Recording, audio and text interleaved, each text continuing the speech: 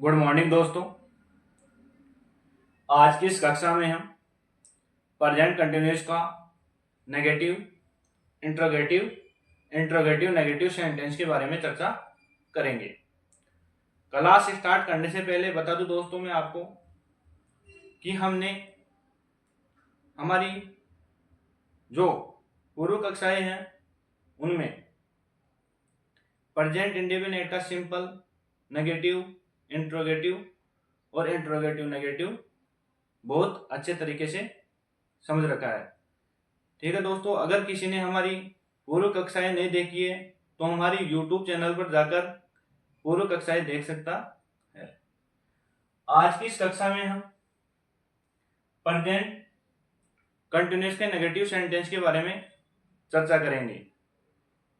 पहले की कक्षा में हमने प्रेजेंट कंटिन्यूअस के सिंपल सेंटेंस की चर्चा की थी। दोस्तों, हमारी जो ये इंग्लिश की क्लास है वो रोज सुबह 7 बजे YouTube चैनल पर आ जाती है।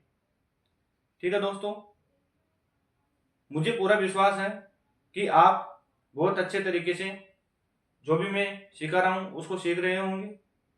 इसलिए बिना समय गवाए अब कक्षा की स्टार्ट करते हैं। आइए दोस्तों, present continuous tense. Present continuous tense की पहचान हिंदी वाक्यों के अंत में रहा प्लस है, रहा प्लस हूं, रही प्लस है, रहा प्लस हूं, रही प्लस है आदि शब्द आते हैं। हुआ प्लस है, हुई प्लस है, हुआ प्लस हूं आदि शब्द आते हैं।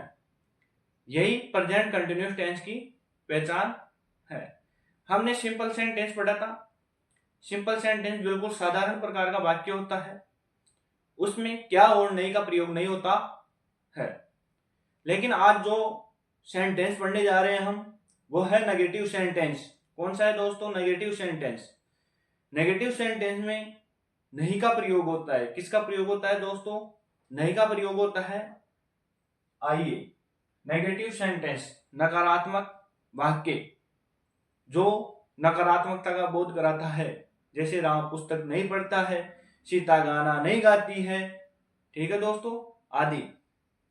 राम विद्यालय नहीं जा रहा है।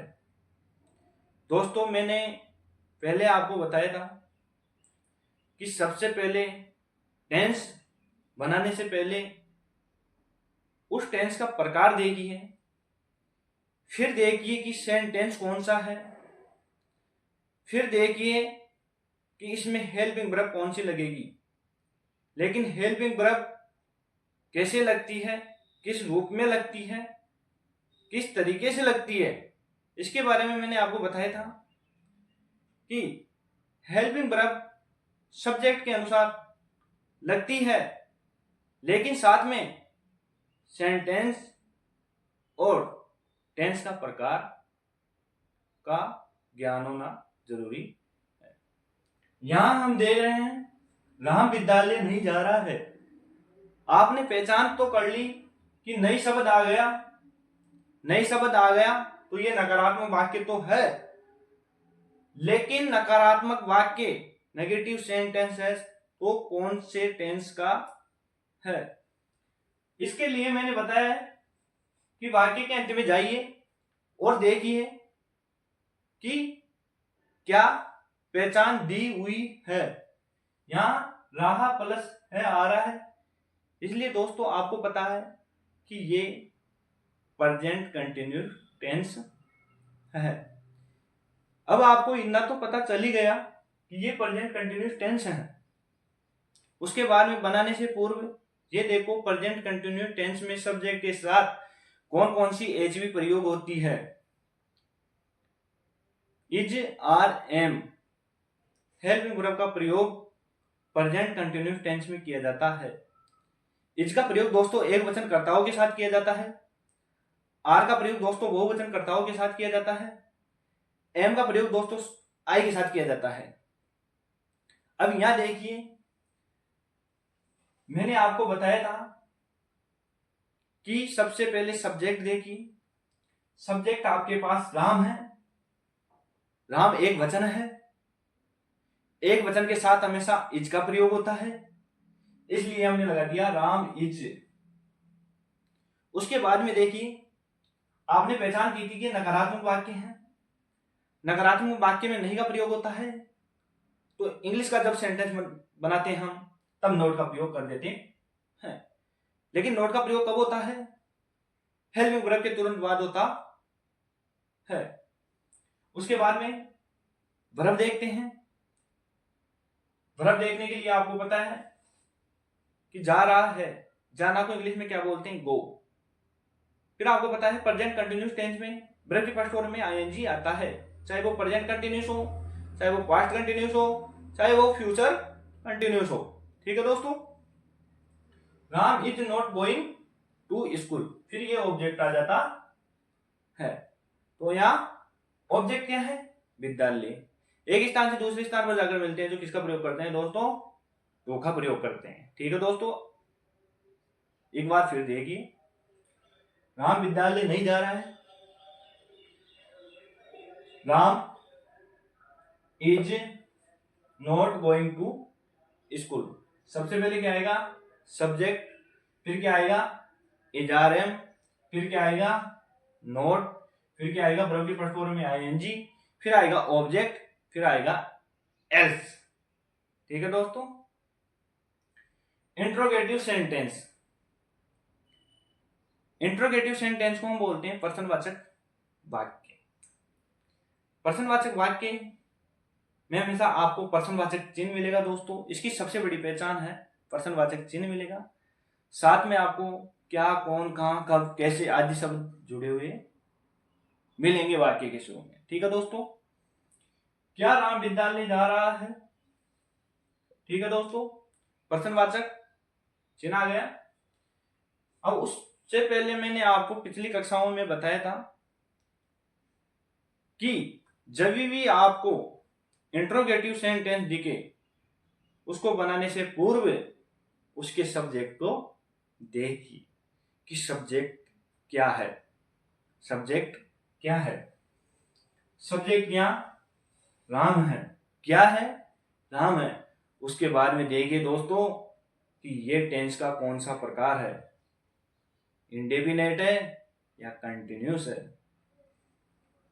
अब रा प्लस है आ गया तो आपको पता है दोस्तों ये कंटिन्यूस है, लेकिन साथ में प्रेजेंट कंटिन्यूस है, तो इसमें सही क्रिया किसकी प्रयोग होगी? Is are am. देखिए दोस्तों, आइए अब हम इसे बनाते हैं, बहुत अच्छे तरीके से आपको समझ में आ जाएगा। राम आपके सब्जेक्ट है, राम के साथ इज का प्रयोग होगा, आर का प्रयोग होगा या एम का प्रयोग होगा। आपको पता है राम एक वचन करता है, इसके साथ इज का प्रयोग होगा, इसलिए हेल्पिंग वर्ब को हमने आगे रख दिया, इज लगा दिया, इज, फिर सब्जेक्ट राम, फिर वर्ब की फर्स्ट फॉर्म में आईएनजी। वर्ब की फॉर्म क्या है? गो। गो यानी जाना, उसकी फर्स्ट फॉर्म में आईएनजी, तो गोइंग। विद्यालय, एक स्थान से दूसरे स्थान पर जाकर मिल रहा है, तो स्कूल। तो Ram is Ram going to school. क्या हो गया दोस्तों? ये is Ram going to school. देखिए सूत्र, इज आर एम का प्रयोग प्रश्नवाचक वाक्य में सबसे पहले होगा, हेल्पिंग वर्ब का, फिर सब्जेक्ट का प्रयोग होगा दोस्तों, फिर वर्ब की फर्स्ट फॉर्म में आईएनजी आएगा, फिर आपके ऑब्जेक्ट आएगा, फिर आपके एल्स आएगा। ठीक है दोस्तों, आइए इंट्रोगेटिव नेगेटिव सेंटेंस के बारे में चर्चा करते हैं। इंट्रोगेटिव नेगेटिव सेंटेंस जिसे हम बोलते हैं दोस्तों प्रश्नवाचक नकारात्मक वाक्य, इसमें आपको क्या और नहीं दोनों शब्दों का प्रयोग होते हुए दिखाई देगा। देखिए, क्या राम विद्यालय नहीं जा रहा है? क्या भी आ गया, नहीं भी जुड़ा हुआ आ गया। ठीक है दोस्तों, इसमें भी कुछ भी नहीं करना है आपको, डायरेक्ट क्या देखना है कि सब्जेक्ट कौन सा है। सब्जेक्ट आपने देख लिया राम है, उसके बाद में देखिए टेंस का कौन सा प्रकार है, रहा प्लस है, कंटिन्यूस है। उसके बाद में सब्जेक्ट के अनुसार एच भी लगाइए। हमें पता है सब्जेक्ट एक वचन है तो इसका प्रयोग कर लिया, इज राम। उसके बाद में आपको पता है कि इसमें नहीं जुड़ा हुआ है, तो सब्जेक्ट के तुरंत बाद में क्या आ जाता है, नॉट। तो is Ram not going to school. ठीक है दोस्तों, अंत में प्रश्नवाचक चिन्ह लगाना मत भूलना। प्रश्नवाचक नकारात्मक वाक्य दोनों में चिन्ह लगाना अनिवार्य रहता है। सूत्र देखिए दोस्तों, is are am subject plus not plus verb के फर्स्ट फॉर्म में ING plus object plus else, जो भी अन्य रहता है। ठीक है दोस्तों, ये आपको सरल से कठिन की ओर लेके जा रहा हूं मैं। जैसे जैसे आप सीखते जाओगे वैसे वैसे मैं आपको नई नई चीजें बताता जाऊंगा। ठीक है दोस्तों, आपको अभी मैं जितना बता रहा हूं उतना ही सीखना है। आपको मैं सरल से कठिन की ओर ले जाऊंगा और फिर कठिन चीजें भी मैं आपको सिखा दूंगा। ठीक है दोस्तों, आशा करता हूं आज की ये कक्षा आपको बहुत पसंद आई होगी। वीडियो को लाइक कीजिए, शेयर कीजिए और हमारी YouTube चैनल को सब्सक्राइब कीजिए। धन्यवाद दोस्तों।